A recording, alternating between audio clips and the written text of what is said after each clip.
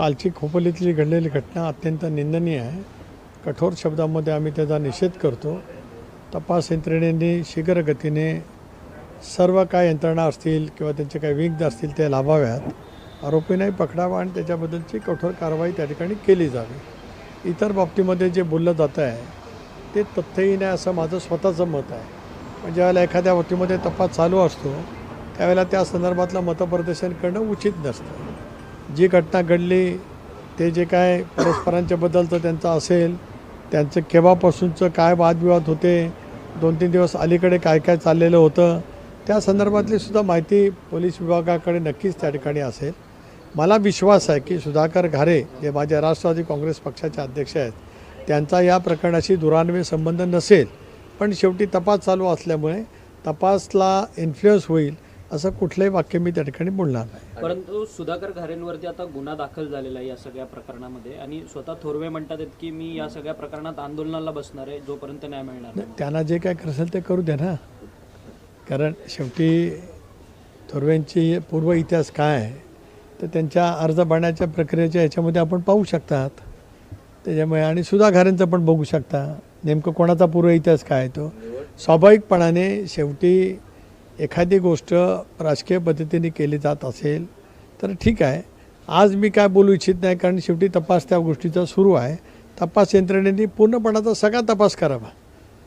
4-8 दिवस अगोदर काय कोणाचे काय फोन ते असेल, अगोदरपासूनचं का असेल, काय कॉन्स्पिरसी काढण्यासाठी कोणी काय केलं असेल, घटना घडल्या नसेल कोणाच्या नंतर कोणाचे काय फोन कॉल झाले असतील, जरूर तपास यंत्रणेने या साऱ्या गोष्टीचा अत्यंत व्यापक पद्धतीने तपास सखोल करावा आणि लवकर जनतेच्या समोर सत्य आणावं. दबावपोटीचा पराभव हा जिवारी लागल्यातूनच ही हत्या करण्यात आल्याचा आरोप गोगावलेंनी काल केलेला आहे आणि या संदर्भात वरिष्ठ नेत्यांकडनं देखील पोलिसांवरती दबाव येतोय.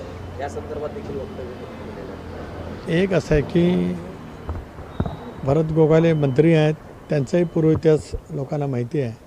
कारण त्यांनीच मालवणच्या सभेमध्ये नेता व्हायला काय करावं लागतं ते त्यांनी सांगितलेलं आहे.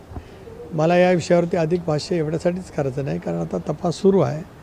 जी घटना घडली ती अत्यंत निंदनीय आहे. त्या घटनेचा मी तीव्र शब्दामध्ये राष्ट्रवादीचा प्रदेशाध्यक्ष म्हणून धिक्कार करतो, निषेध व्यक्त करतो. त्याचबरोबर ती तपास यंत्रणांना विनंती करतो, माननीय मुख्यमंत्री महोदयांनासुद्धा विनंती करतो की तपास यंत्रणामध्ये व्यापकता आणावी. आणखीन काय यासाठी स्थापन करायची असेल ती करावी. शीघ्रगतीने तपास करावा म्हणजे मग काय असेल ते खरं समोर येईल.